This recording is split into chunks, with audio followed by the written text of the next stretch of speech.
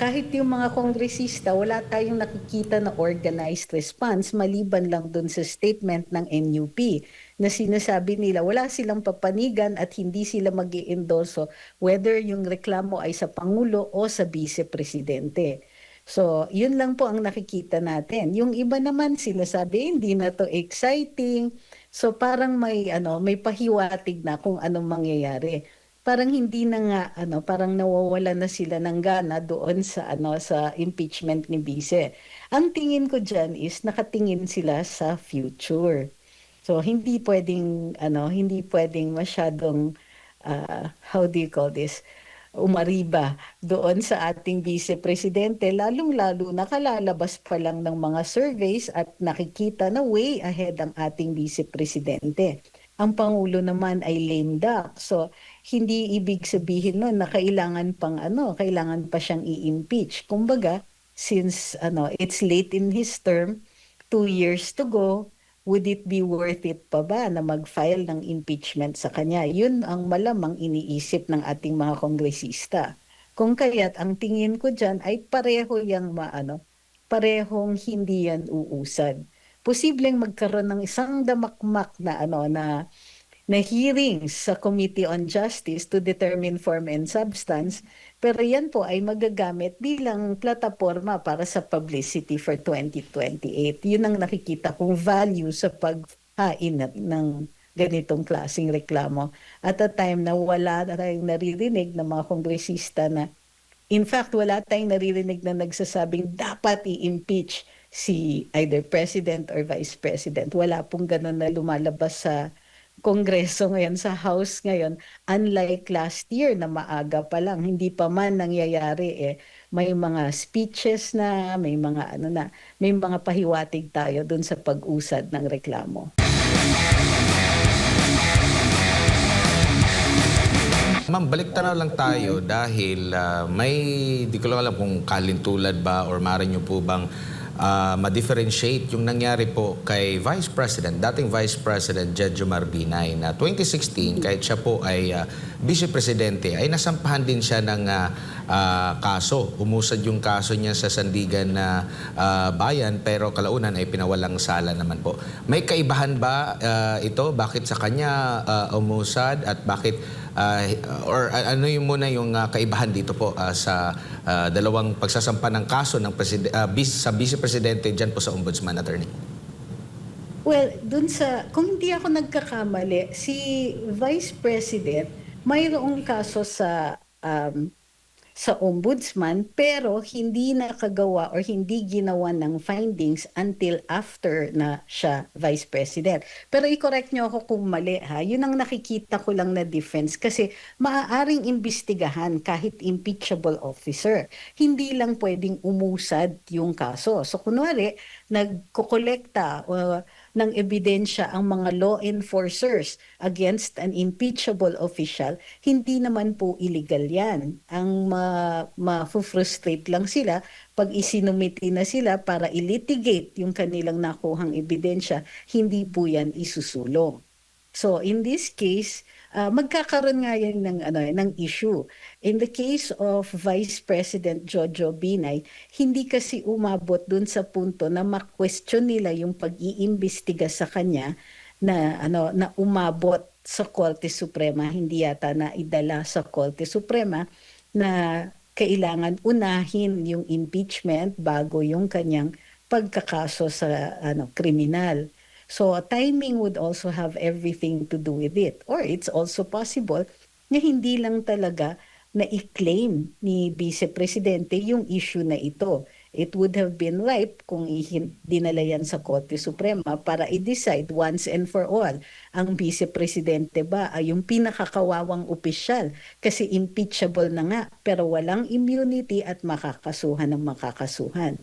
So that would have been an interesting development sa ating accountability for public officers na batas. Opo. Maaari din ba na magdepende? Kasi doon sa unang pahayag, kasi yun nga rin yung depensa ni VP Binay during that time na impeachable officer siya, hindi siya pwede dito sa ombudsman. Pero meron nabanggit ang ombudsman din dati na Ang pinagbasehan kasi dito, yung kanya daw na-commit na pagkakasala ay noong hindi pa siya Vice President. So, maaari bang pagbatayan din yan? Kasi itong kay VP Sara, ang sinasabi, during sa kanyang tenure as Vice President, as Education Secretary, compare doon sa kay VP Binay na sinasabi na ito naman ay ginawa mo nung hindi ka pa Vice President. Attorney, magdedepende rin ba dyan yung pag-usad ng kaso dyan sa Ombudsman? Well, doon sa desisyon ng Korte Suprema sa kaso ni VP Inday sa impeachment niya last year,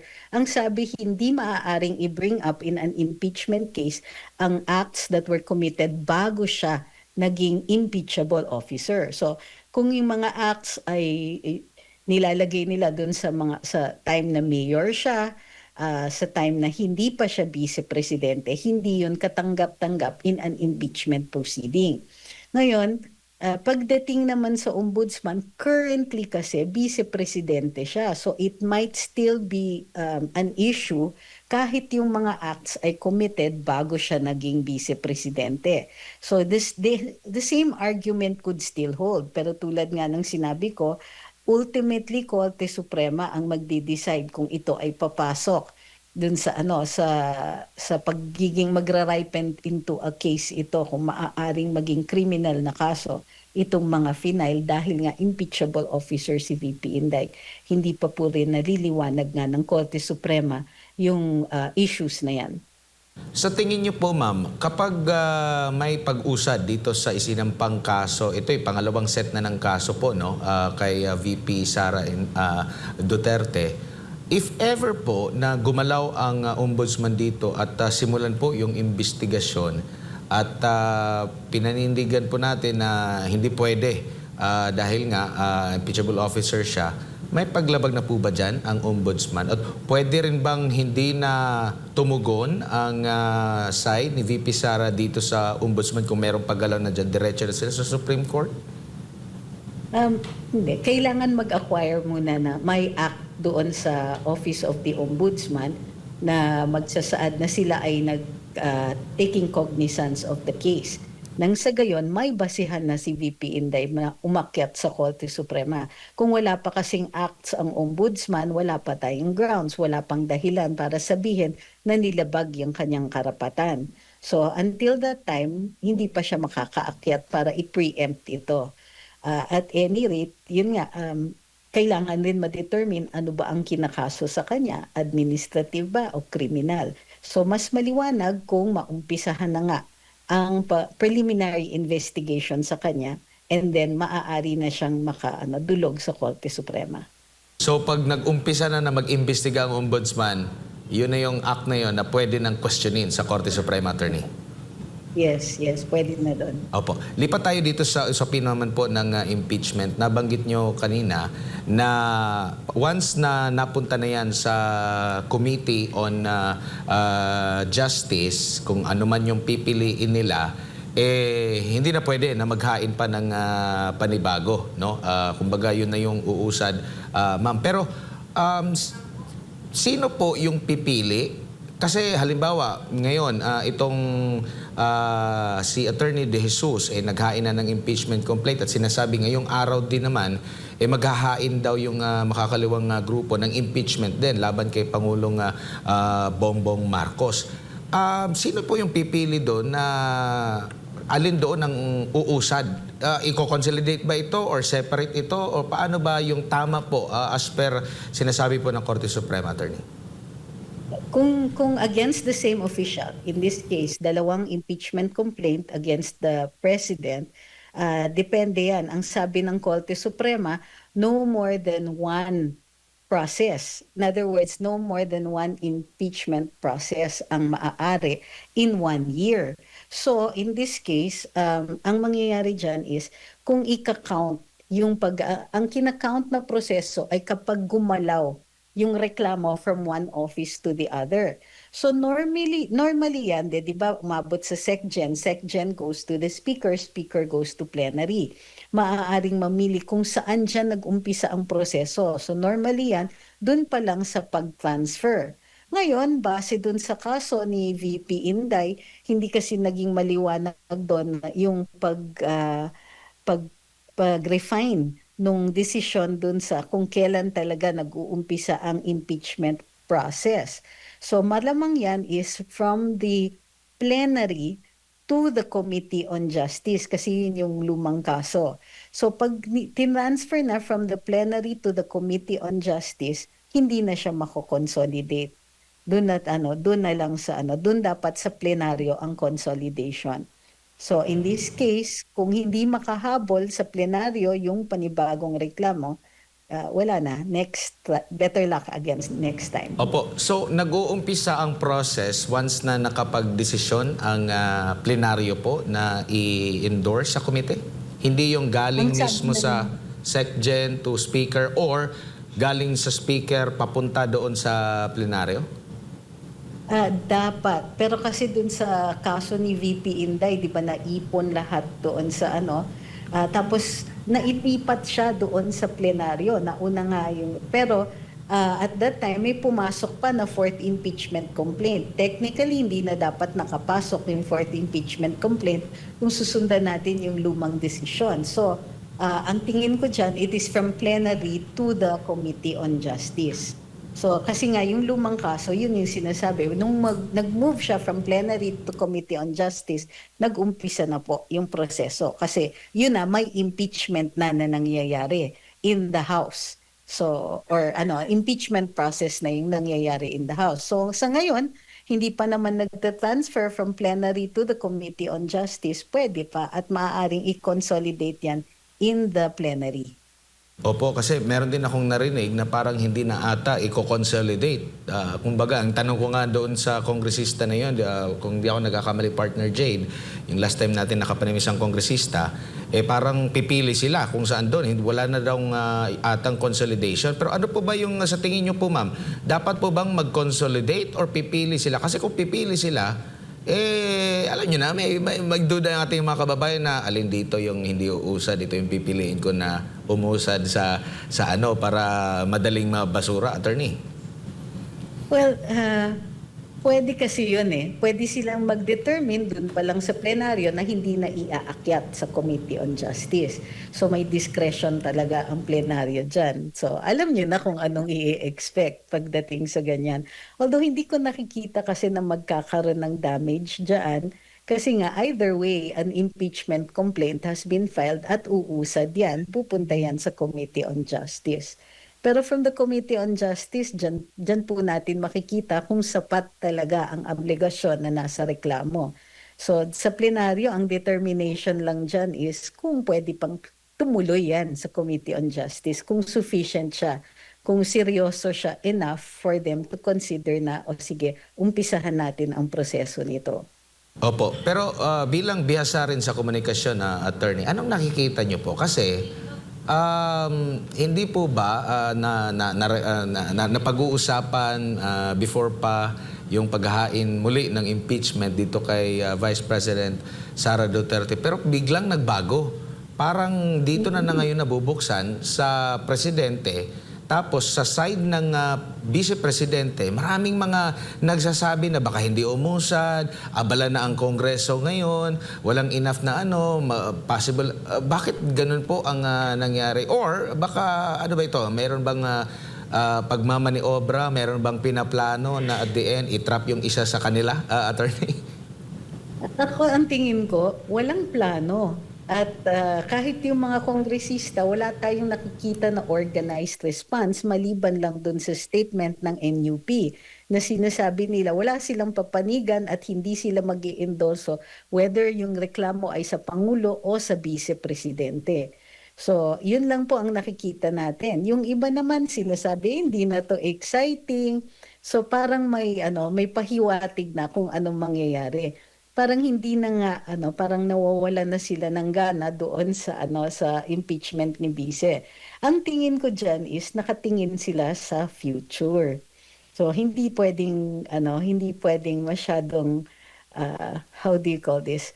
Umariba doon sa ating Vice Presidente, lalong-lalo nakalalabas pa lang ng mga surveys at nakikita na way ahead ang ating Vice Presidente. Ang Pangulo naman ay lame duck. So, hindi ibig sabihin nun na kailangan pa siyang i-impeach. Kumbaga, since it's late in his term, 2 years to go, would it be worth it pa ba na mag-file ng impeachment sa kanya? Yun ang malamang iniisip ng ating mga kongresista. Kung kaya't ang tingin ko dyan ay pareho yang parehong hindi yan uusad. Posibleng magkaroon ng isang damakmak na na hearings sa Committee on Justice to determine form and substance, pero yan po ay magagamit bilang plataforma para sa publicity for 2028. Yun ang nakikita kong value sa paghain ng ganitong klaseng reklamo. At a time na wala na tayong naririnig ng mga kongresista na, in fact, wala tayong naririnig na nagsasabing dapat i-impeach si either President or Vice President. Wala pong ganun na lumalabas sa Kongreso ngayon, sa House ngayon, unlike last year na maaga pa lang, hindi pa man nangyayari may mga speeches na, may mga may mga pahiwatig tayo dun sa pag-usad ng reklamo. Opo, maliban po sa mga survey recently na umaari ba pa rin ang pangalawang Pangulo, kumbaga consistent yun, noong 2025 elections tsaka yung campaign, maaari bang may epekto din? Kaya nandun na yung pagdadalawang isip din ng mga kongresista na hindi sila ganun ka-vocal. Kasi nakita natin during that time, grabe yung kanilang pagpapaliwanag sa kanilang mga constituents. Dahil kinwestiyon kung bakit sila pumirma. At ipinaliwanag, marami mga videos yun at ipinaliwanag nila na kaya sila pumirma ay para merong programa para maaprubahan ang programa. So sa tingin nyo po, may malaking impact din yun na nakita nila sa ground na meron pang binu, di ba? Na dinipensahan pa ni Senador Bato de la Rosa kasi yung kanyang sinasabing kabilang din sa mga nagpirma ng impeachment, attorney. Well, I think medyo malaki kasi yung wake-up call ng ating mga mambabatas, matapos na halos lunurin ang kanilang mga constituents sa mga AICs, tupad at iba pang mga forms of assistance na pinagsususpetsahan ng marami ay parang form of legalized vote buying. Kahit ang laki ng pera na naibuhos sa kanilang mga distrito at sila po ay kitang-kita in many instances na nadidistribute, pero hindi po ganong katindi ang naging resulta ng eleksyon. Mismong presidente na nagsasabi disappointed siya dun sa outcome ng eleksyon. Mayroon pang ang mga iba na hindi natin akalain ay makakapasok sa Magic 12. So dun pa lang nakikita na natin na alam nila, may iba na meron talagang halong pagsisisi doon sa kanilang ginawa. Ngunit meron din namang ibang mga kongresista na nagsasabing hindi na sila sasang-ayon sa impeachment, lalong-lalo na kay VP Inday kasi medyo natuto na sila from the last time. Ang sabi kasi sa kanila, di ba, kung hindi pipirma, may iban talaga na sinabihan na pag hindi pumirma, walang pera ang kanilang mga distrito. At this point, hindi na po nagmamatter doon sa ilang mga kongresista. Either may pera na sila o alam na nila na mas matindi ang kanilang pag-i-explain kung sakasakaling pumirma uli sila doon sa impeachment. So malaki pong issue yan. Malaki pong, how do you call this, malaki ang latay Opo. sa kanila in the last elections. Attorney, itong ganitong klase ng treatment ngayon dyan sa Kongreso, sintomas ba ito na at nagpapatunay ba ito or senyales ba ito na yung kasalukuyang administrasyon mahina na at dahil na rin sa kaliwat ka ng issue ngayon na hindi pa ma-resolba, nandun na rin siguro yung takot nila na baka mabalikan talaga sila at alam nila na malakas ang pangalawang Pangulo. Kaya ganito yung treatment nila sa impeachment, posibleng impeachment kay VP Sara.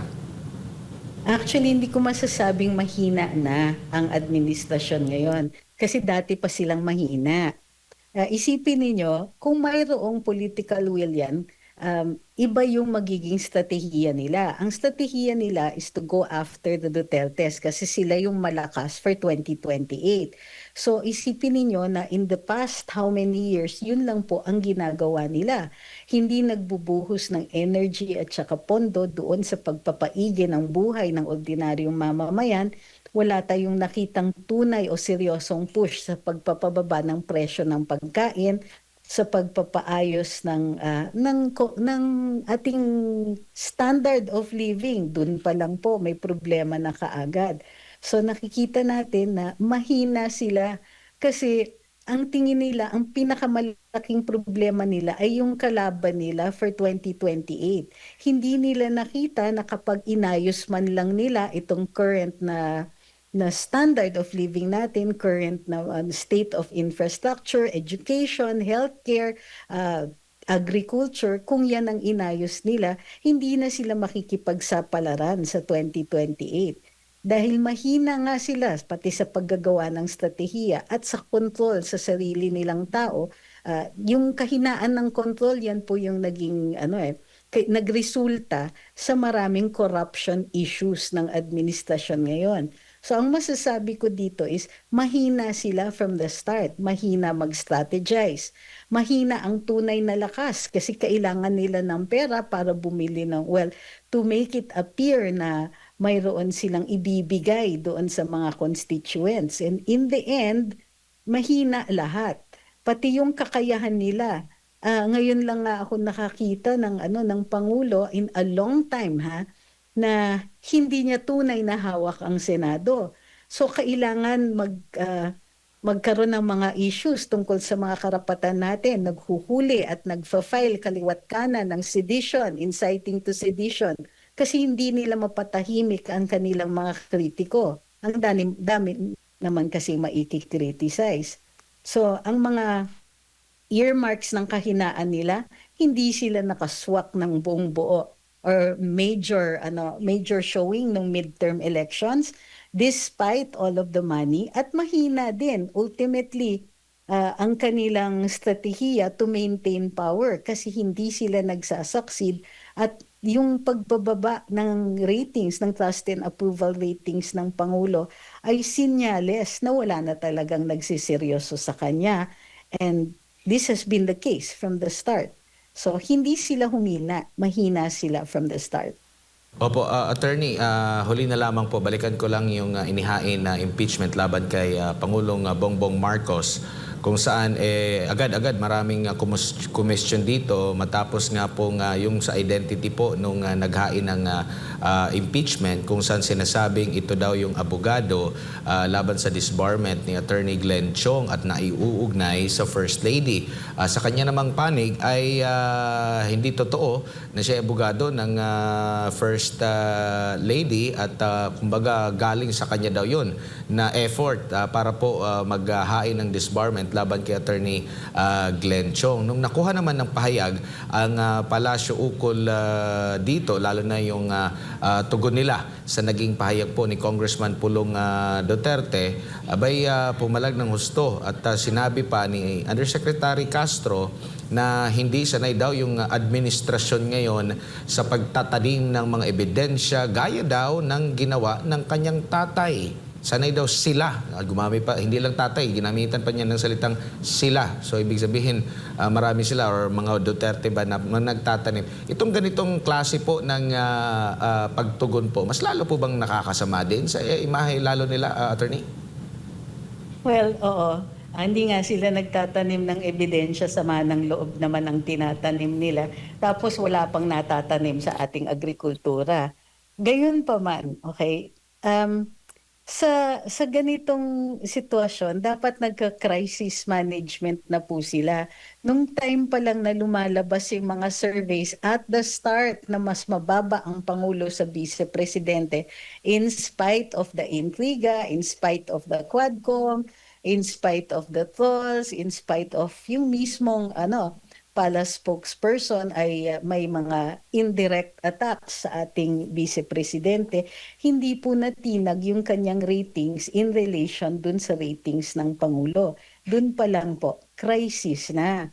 So hindi pa nila, kumbaga, hindi nila tinugunan nung time pa lang na yon at the earliest possible instance. So hindi rin nakakatulong, lalong-lalo na yung retorika. Kasi they have been doing this from the start.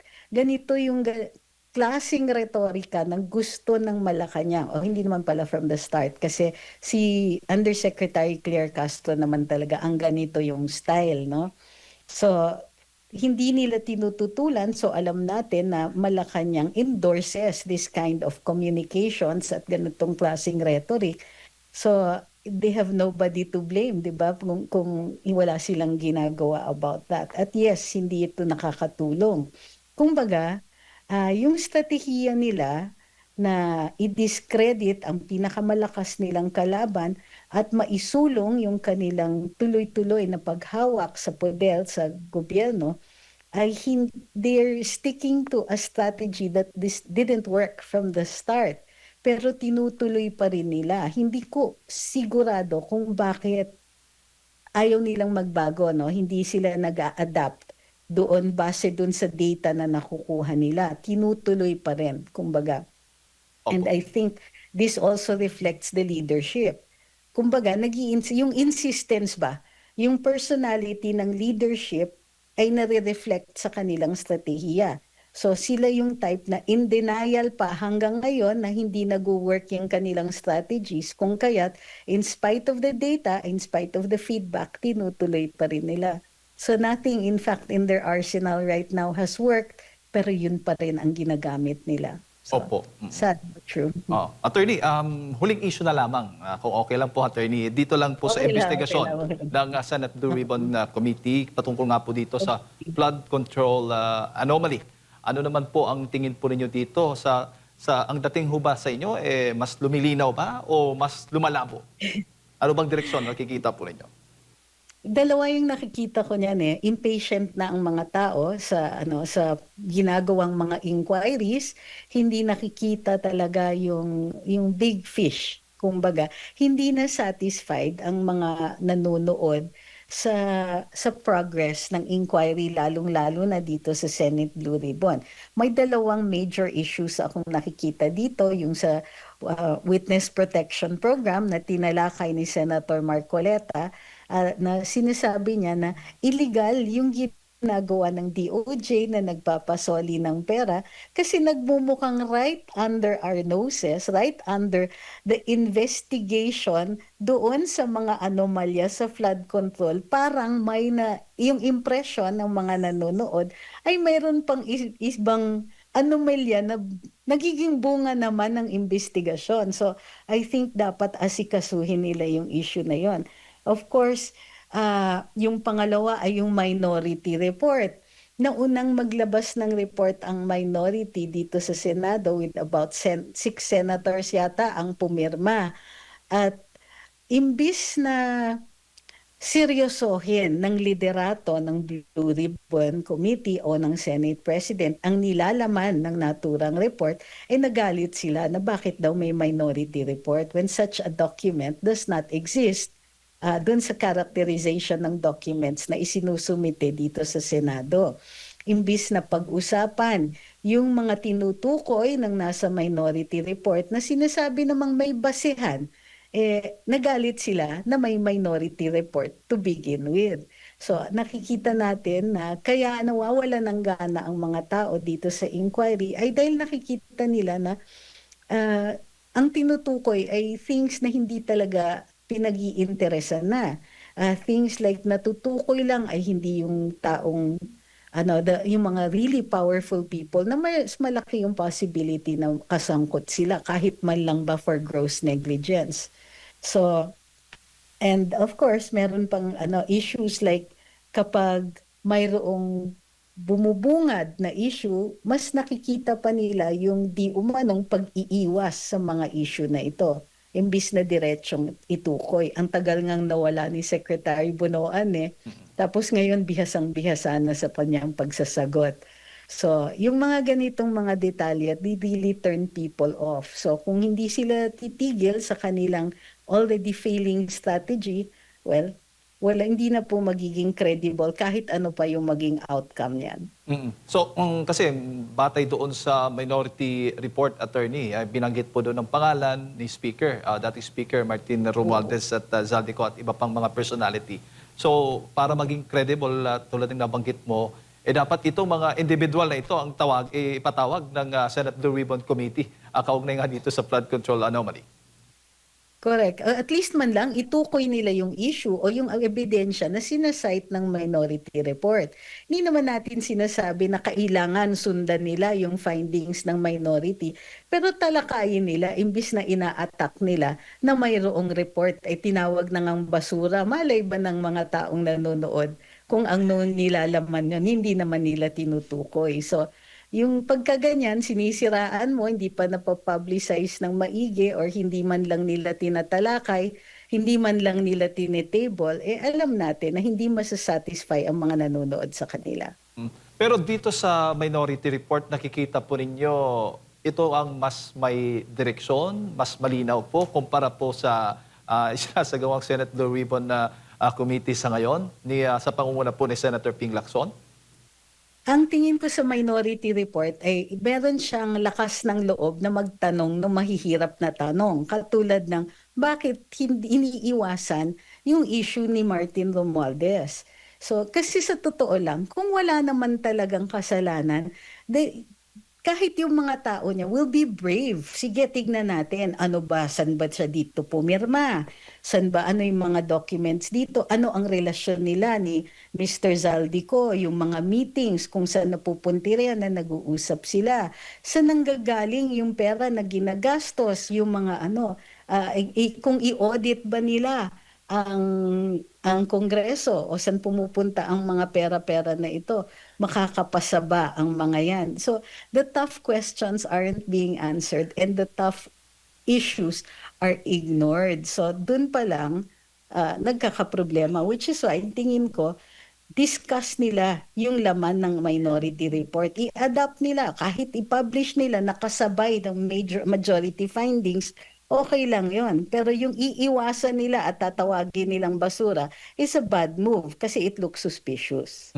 Isa pa yung Cabral files na hawak po ni Congressman Leandro Leviste, attorney. Ito ho ba sa tingin po ninyo ay malaking tulong din para mas magkaroon ng kalinawan o kaliwanagan ang taong bayan hinggil nga po sa isyung ito?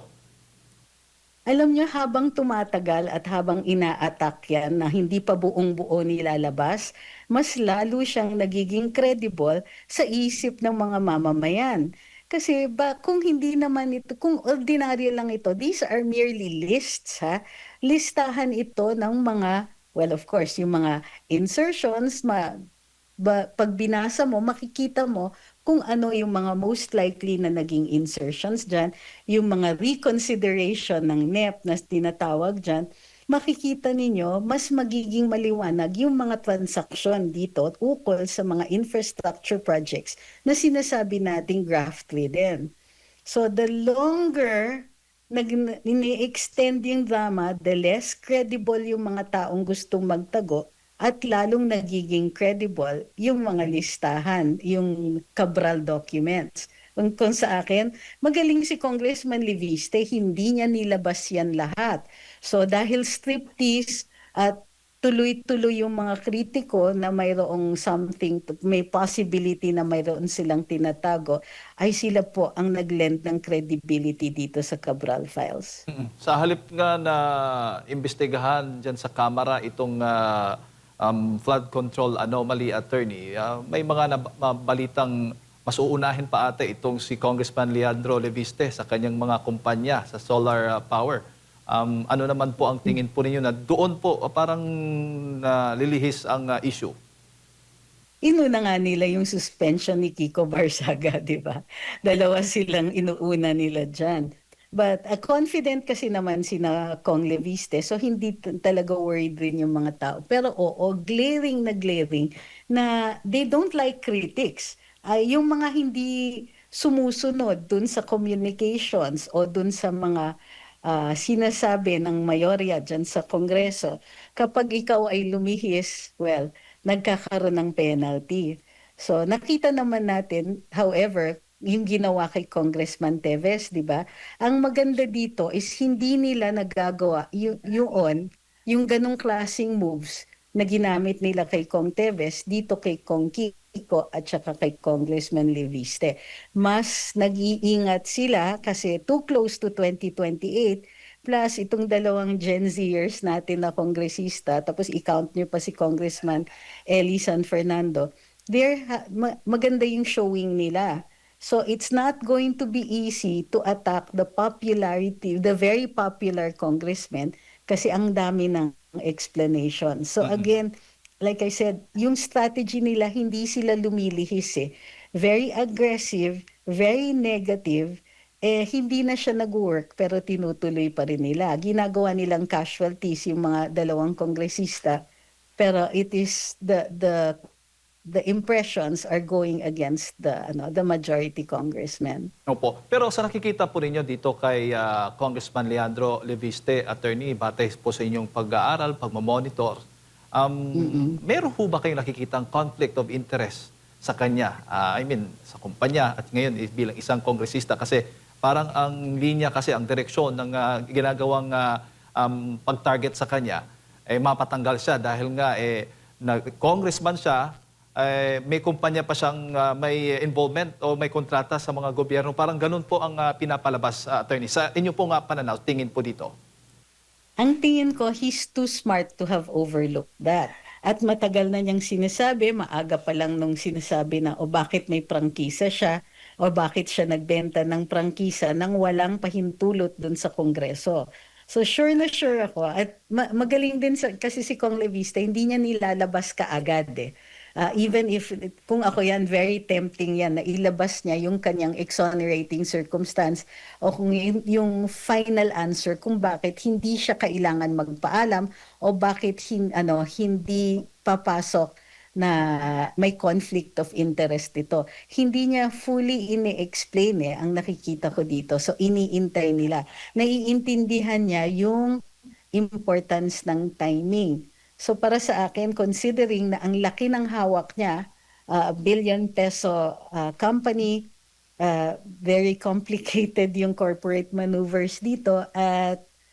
Pero, di ba, at such a young age na handle niya yan. Questions about the appropriateness of the disposal ay sisiw na yan para sa kanyang sagutin. Opo. Attorney, huli na lang, kung ang depensa ng Malacanang, ng palasyo mismo ng Pangulong Bongbong Marcos Jr. ay yung pag-atake or pagbanat doon sa mga kritiko nila, sa tingin mo, magiging epektibo pa yan? Yung tiwala ng taong bayan ay tataas pa? Kung ganun po yung strategy, kumbaga, ang ginagawa po nila kapag may mga kritiko pong pumupuna nga doon sa kanilang mga ginagawa, iba yung inaatake, kinakasuhan, at iba pa na nakikita natin ngayon. So ang nakikita ko is hindi siya nag-work. Halimbawa, recently si Jimmy Bondoc, sumagot siya dun sa inciting to sedition and sedition sa kanya. Si Kong Kiko, kasabay ko sa isang kaso ng Dasmariñas homeowners, hindi naman po siya natitigil. May matindi siyang mga libel cases, of course, kakasuhan siya ng NUP, pero hindi naman po siya natitinag. So, at bukod dyan, hindi po kumukonte o hindi po humihinahon yung admiration o yung suporta ng publiko para sa mga nakikita nating nagiging binivictimize, kumbaga, for simply speaking out. So, yung mga kritiko actually na i-empower, the more cases are being filed. So, kasi nga, medyo may social media, mahirap i-suppress yung nagiging reaction at yung mismong saloobin ng mga taong kinakasuhan. So, ang tingin ko dito, kuha ito from the Marcos Sr. playbook pero executed by a weaker Marcos. Alright, attorney. Siguro huling mensahe na lang po ninyo para sa lahat ng ating mga kababayan nanonood po sa mga oras na ito. So, well, ang masasabi ko lang pa sa ating mga kababayan, bilog po ang mundo. Hindi po ang problema, hindi po forever. At kahit anong mangyari, may lutas at may lunas ang lahat ng ating pagdadaanan. Konting pasensya na lang, makikita na ang bukang liwayway. Maraming salamat sa inyong pagmamahal sa ating bayan. Tuloy-tuloy lang tayo. kapit lang hanggang dulo.